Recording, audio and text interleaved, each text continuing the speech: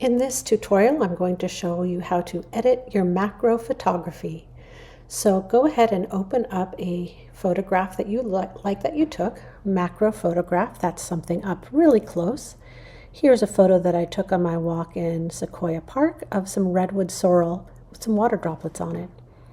So there's this area in the Camera Raw filter that does some really cool effects for your macro photography. So go to Filter, Camera Raw filter, and we have played around with the light area of Camera Raw filter with exposure and adjusting the highlights and shadows, right? Well, there's this other area that's called effects that lets you adjust texture, clarity, dehaze, vignette, and grain.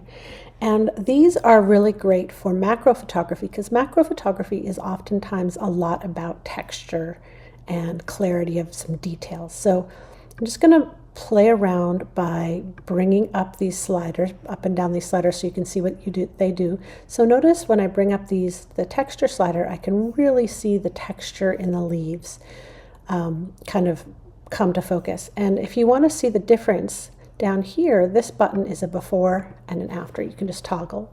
You can see a little bit of difference. Clarity does a really amazing job. This I would say is too much. A lot of these things is just a little bit goes a long way. But clarity tends to, I think, increase the contrast and also just bring out those details even more. Again, I'm going to go up before and after. You can see big difference. Dehaze can also really kind of, especially if you have a photograph that does have a lot of haziness to it, can really make a big difference. And vignette is that area around the outside edge. You could do a white vignette or a black vignette. I think sometimes just a subtle black vignette can look kind of nice on macro photos, but that's up to you. And then grain, you don't usually want grain in a photograph, but if you're wanting it to look more like film photography, you can play around with that.